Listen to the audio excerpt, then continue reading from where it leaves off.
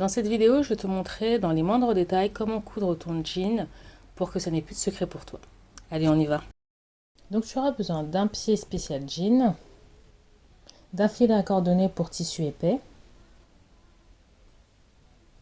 d'un fil classique pour coudre les poches,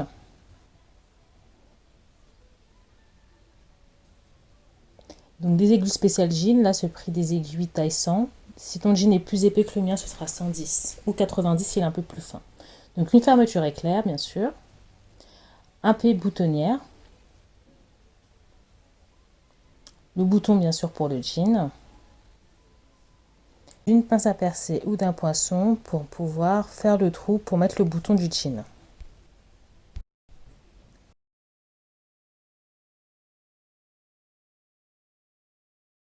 Tu auras besoin d'un cutter pour le bouton.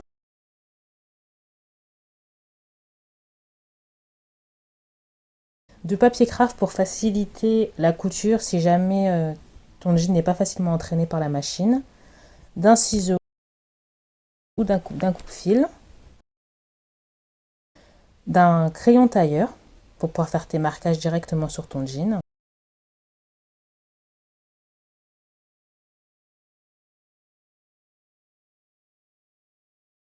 Un ensemble d'aiguilles ou de pinces.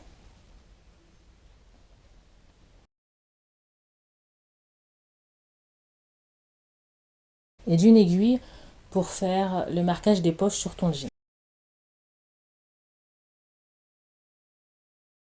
Avant de commencer à coudre ton jean, je te conseille de faire des tests sur les chutes de tissu comme j'ai pu le faire, que ce soit à la surjetteuse ou à ta machine à coudre, pour avoir les bonnes tensions et les bonnes longueurs de pointe, pour tester le passage de plusieurs épaisseurs avec ta machine à coudre. Au moins tu es sûr de ne pas avoir de mauvaises surprises. Donc, avant d'assembler le dos, je vais te montrer comment marquer l'emplacement de la poche avec ton aiguille et un fil. Donc j'ai superposé les deux dos, donc un qui a une marge de 0,5 et le de 1,5 comme on l'a pu le dessiner. Donc je retourne ces deux pièces sur la partie où il y a le patron, et donc là on va piquer au niveau de l'emplacement des pièces comme j'avais pu te le montrer sur mon tuto de la jupe fendue. Donc tu vas rentrer l'aiguille sur les 5 côtés de la poche, comme sur l'image. Et tu vas laisser suffisamment de fil pour que chaque pièce puisse avoir ses marquages.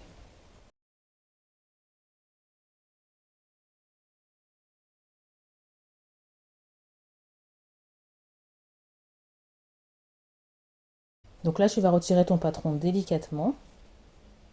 Et tu vas donc séparer les deux pièces en coupant au milieu, en laissant, comme je te dis, un peu d'aisance pour que chaque pièce ait son marquage.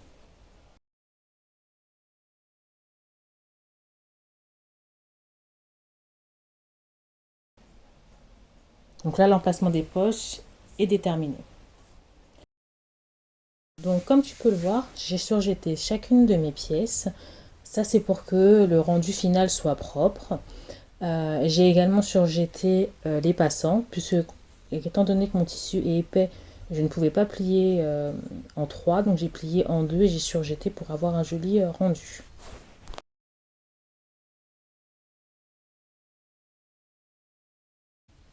Donc pour coudre les parties arrondies, j'ai tendu le tissu comme je te le montre sur l'image pour que ce soit bien à plat. Et j'ai fait la même chose pour la partie de braguette, donc j'ai tiré comme tu le vois, et j'ai fait également la même chose pour la poche. Donc on va commencer par coudre le fond de poche sur le jean, donc tu vas le poser comme sur l'image et l'épingler.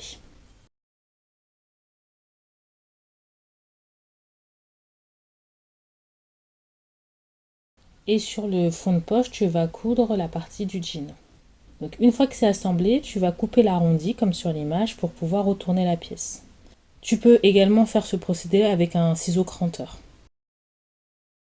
On va retourner le tissu et on va repasser pour bien aplatir.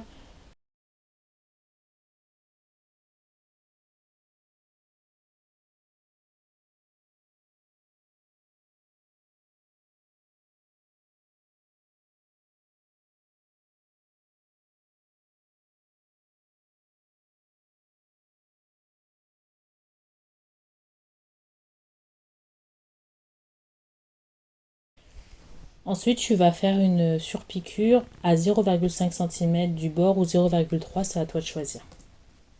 Donc une fois qu'on a fait la surpiqûre, on va venir placer le fond de poche sur le sac de poche. Et donc tu vas coudre sur tout le pourtour. Une fois que c'est cousu, je te conseille de faire une couture de stabilisation au niveau d'en haut pour que la poche ne bouge pas, pour faciliter l'assemblage par la suite. Donc voilà le résultat final. Donc maintenant, on va venir coudre la fermeture éclair. Donc tu vas faire une marge à 1 cm du bord et non à 1,5 du bord, ce qui va permettre à cette partie de la fermeture d'être cachée par la sous-patte.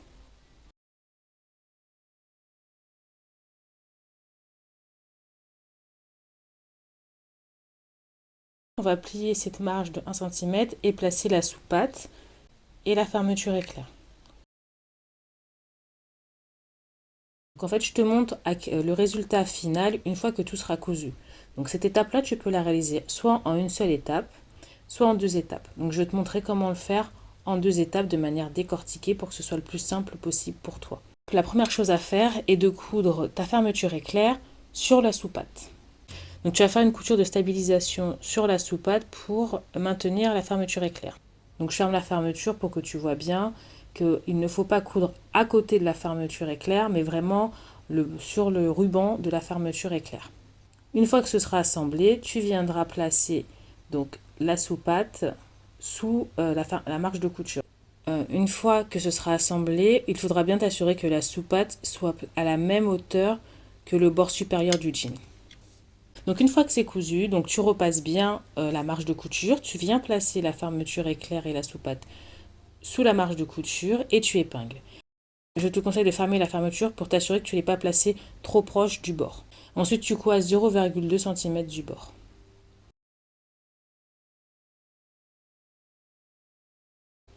Donc ensuite, je viens couper cet excédent de tissu que tu vois pour que la fourche devant soit bien à plat. Et là, on va poursuivre la couture du devant.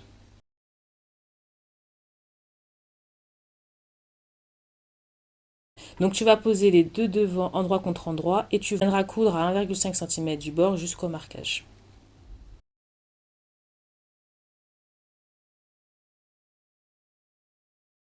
Donc les deux pièces sont assemblées maintenant.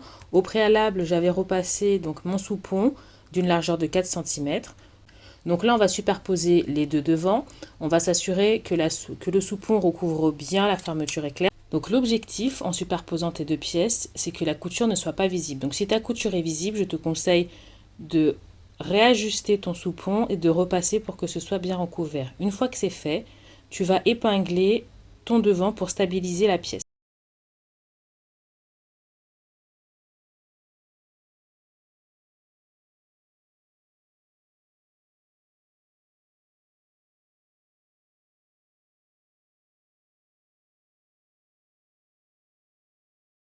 Là, tu vas dégager la sous-patte et tu vas épingler donc la fermeture éclair au soupon.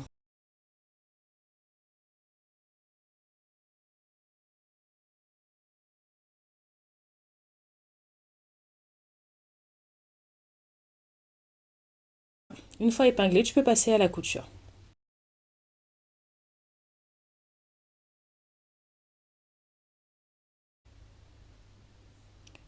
Donc voilà ce que ça donne une fois que tu ouvres la fermeture. On a presque terminé. Je te conseille de bien repasser donc le devant du jean.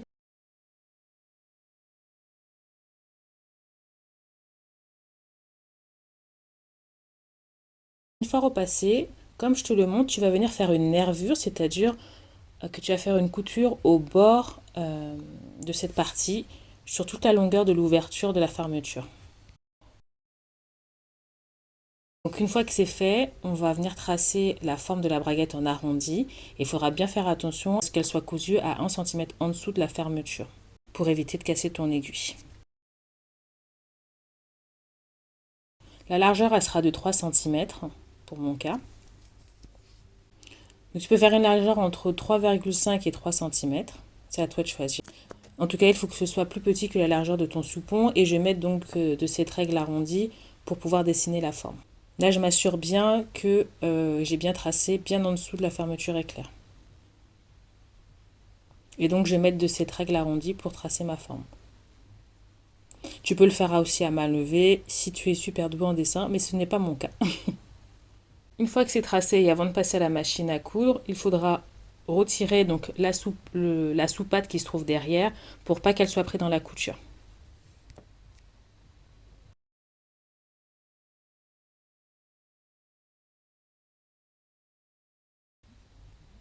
Pour réaliser ce dessin, il y a seulement le soupon qui doit être pris dans la couture et non la soupate.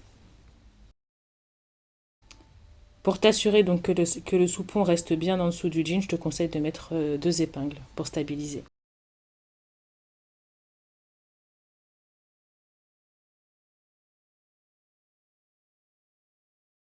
Donc voilà, moi j'ai fait 2 surpiqûres. À toi de faire comme tu le souhaites. Tu peux faire une seule, deux. C'est à toi de voir. Donc maintenant on a presque fini. On va venir replacer donc la soupate sous le soupon, comme tu le vois sur l'image, pour réaliser des points bourdons. Donc ce sont des points zigzags très serrés pour bien maintenir la soupate sous le soupon. Comme ça évite qu'on voit ta culotte quand tu ouvres ton pantalon.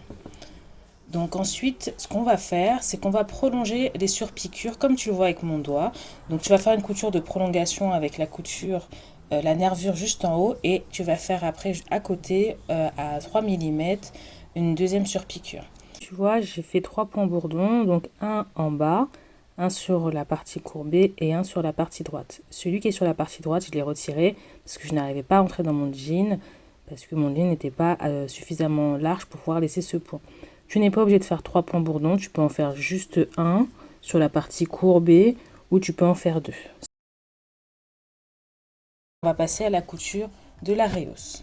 Donc tu vas prendre ta pièce d'eau et ta rehausse.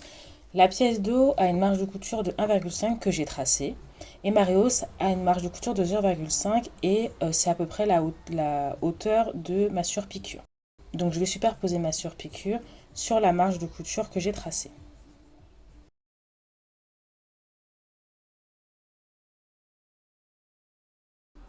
Une fois superposé, donc tu viens épingler les 2 pièces.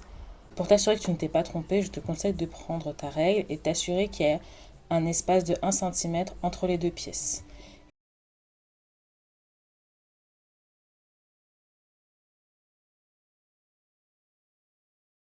Et ensuite, tu vas venir assembler les 2 pièces de manière à ce que ce soit cousu à 1,5 du bord de la pièce d'eau. Donc là, on a cousu la rehausse, donc comme tu peux le voir, elle est bien positionnée. Et là, on va poursuivre la couture en coordonnée. Donc tu retournes la pièce. Et là, on va venir rabattre les 1 cm de marge de couture sur les 0,5 cm de la rehausse. Une fois que c'est fait, tu repasses et tu épingles.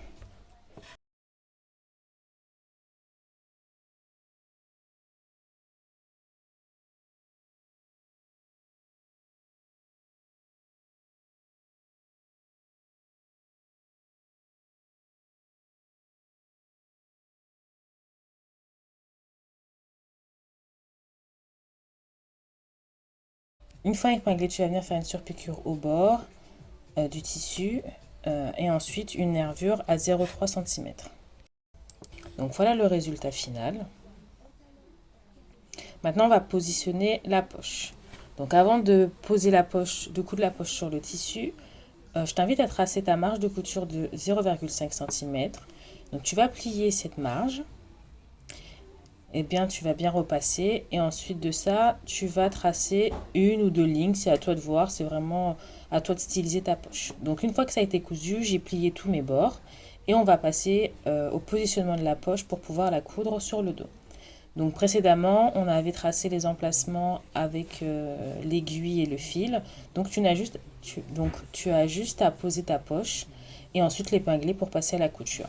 À ce moment-là, c'est vraiment toi qui décides le design de ta poche. Si tu veux faire plus de dessins, c'est à toi de le faire, mais tes dessins, tu devras le faire avant de positionner la poche comme je suis en train de te le montrer.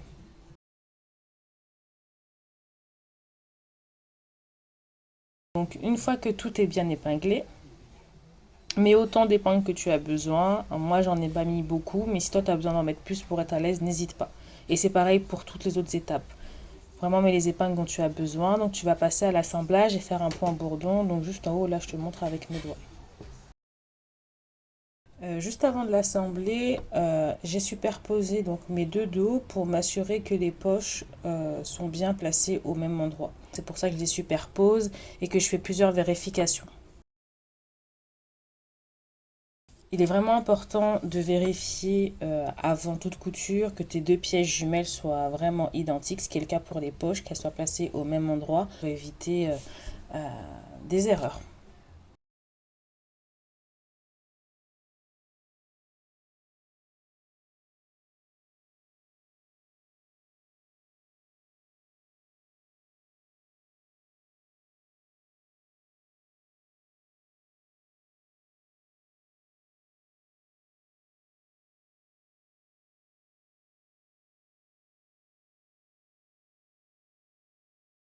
Donc là, on va passer à l'assemblage du dos. Donc je vérifie bien qu'il y a un écart de 1 cm entre les deux pièces. Et on va faire le même procédé que pour la rehausse. Donc on épingle, on coud à 0,5 du bord, soit juste en dessous de la surpiqûre. Et ensuite, on va resuperposer les 1 cm, comme on l'a fait pour la rehausse, pour faire la couture en coordonnée. Donc là, tu vas voir qu'au niveau de la rehausse, il y a un excédent de tissu qui est quand même assez important. Donc je vais le couper. Et puis ensuite, je vais continuer à plier ma pièce. Donc je coupe cet excédent de tissu. Donc si tu as un denim épais, je te conseille de bien repasser. C'est vraiment une étape très importante pour faciliter le passage de l'aiguille. Puisque plus il y a des épaisseurs et plus c'est un peu compliqué de passer l'aiguille. Donc prends le temps de bien repasser, de bien appuyer sur le tissu pour que les pièces, pour que les marges soient la plus fine possible.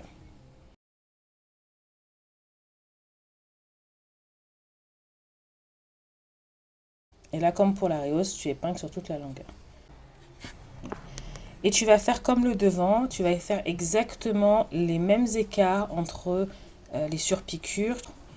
La particularité donc du dos, c'est quand tu vas coudre, il faut que ta pièce soit bien droite. Même si effectivement la fourche amène une courbe, il faut que tu places la pièce bien à plat, sans qu'il y ait aucune courbure. Donc là, on va assembler le devant et le dos. Superpose bien la fourche devant et la fourche dos pour que les coutures soient placées au même endroit. Ça t'évitera un décalage et ensuite tu passes à la couture. Tu vois là, je vérifie en ouvrant que les deux coutures soient placées au même endroit.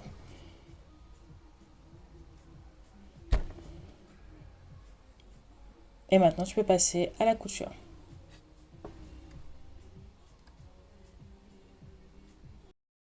Une fois qu'on a assemblé le devant et le dos, tu vas venir coucher la marge de couture sur le devant, sur la partie devant. Donc comme je te le montre avec mon doigt. Et donc tu vas faire deux surpiqûres. Une au bord et une autre surpiqûre à 0,3 cm de la première surpiqûre. Et une fois que ce sera fait, tu viendras assembler le côté. Donc maintenant, on va faire une couture de maintien sur le côté, enfin sur les deux côtés. Donc je prends ma règle, elle sera d'une hauteur de environ 22 cm. Donc j'ai maintenu mes poches pour qu'elles soient bien stabilisées au moment de la couture. Je fais cette couture pour éviter que le jean puisse craquer en fait sur le côté, puisque c'est la partie qui sera le plus, il y aura le plus de tension avec les hanches quand on va s'asseoir. Donc je fais cette couture de maintien qu'on retrouve sur tous les jeans. Moi je la fais sur la partie devant parce que j'avais trop d'épaisseur en fait sur le dos. Donc tu peux la faire sur la partie du dos si t'as pas autant d'épaisseur que mon jean, puisque mon denim est assez épais. Donc moi ce sera, donc comme je te le montre, avec les marges de couture tournées sur le devant et ce sera cousu donc au niveau des poches. Je te montre, tu peux coudre soit devant soit derrière. Donc si tu couds devant, il faut que les marges de couture soient devant, et si tu couds derrière, il faut que les marges de couture soient couchées sur le derrière. Petite précision, tu fais la couture du maintien juste avant de coudre la ceinture. Voilà, donc maintenant on va assembler la ceinture. Donc j'ai mis une épingle pour me rappeler de la marge de couture, donc c'est pour ça que je place l'épingle sur le bord de mon jean. Et ensuite tu vas épingler tout le pourtour de la ceinture. Je vais te préciser que j'ai choisi de coudre mes passants dans ma ceinture. Donc j'ai fait des coutures de renfort, comme tu peux le voir, pour m'assurer qu'elles ne bougeront pas. Pour avoir ce résultat, j'ai coupé les marges de couture avec un ciseau cranteur et ensuite je me suis aidée de mon découpe-fil, donc que j'ai mis à l'envers pour ne pas percer mon tissu, pour bien retourner ma ceinture.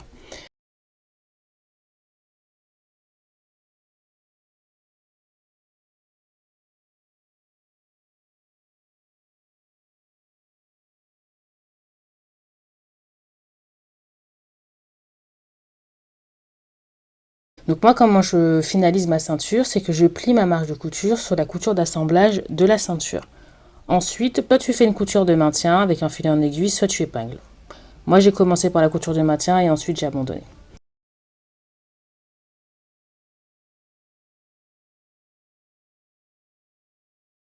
Pour les passants, donc moi, j'ai fait des passants pris dans la ceinture.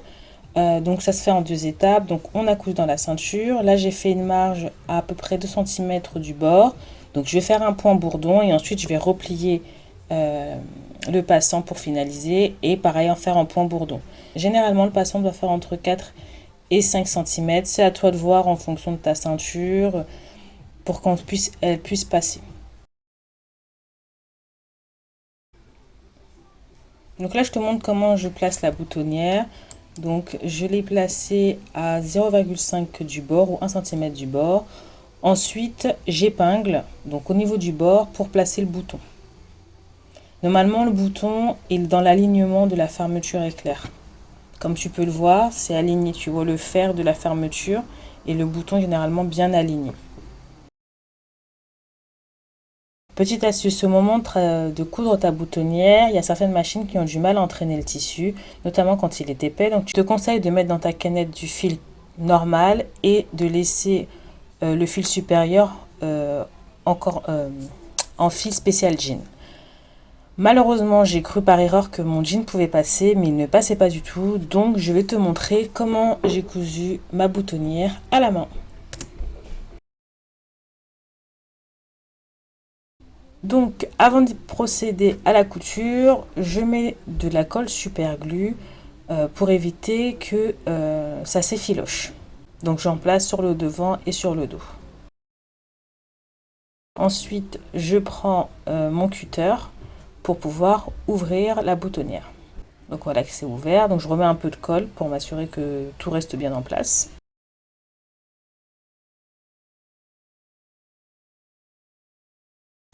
J'ai pris du fil spécial jean d'ailleurs pour coudre la boutonnière.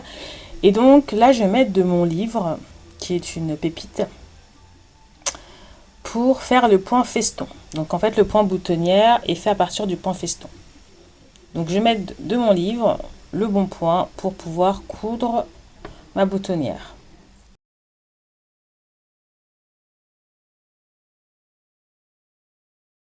Donc on va commencer par faire un nœud. Et là, je vais essayer de te montrer en détail comment faire le point feston. Si tu le connais déjà, tu peux passer cette étape. Si tu ne le connais pas, reste bien accroché.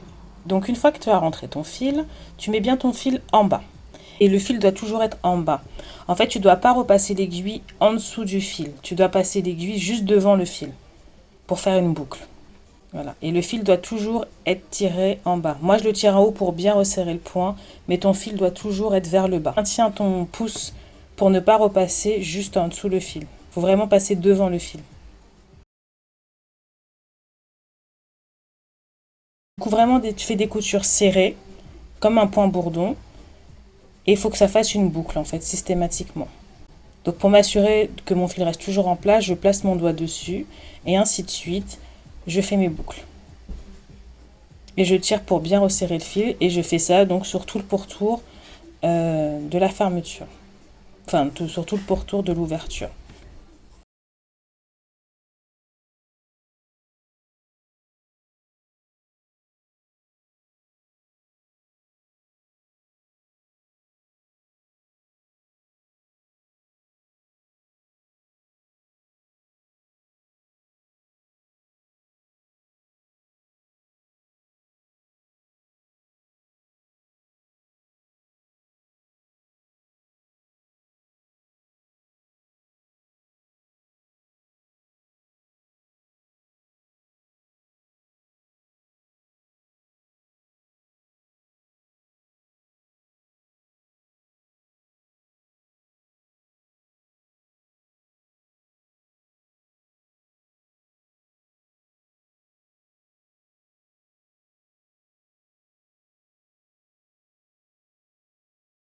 Donc voilà, c'est terminé.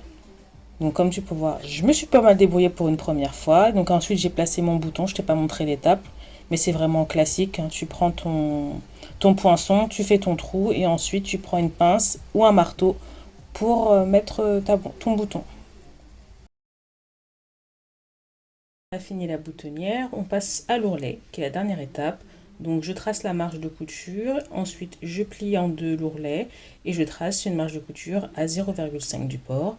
Et maintenant, on a terminé. Donc je te montre le résultat final.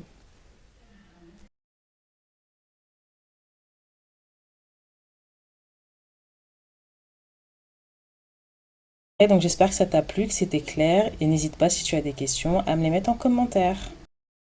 Si ça vous intéresse de savoir comment patronner vos vêtements, abonnez-vous.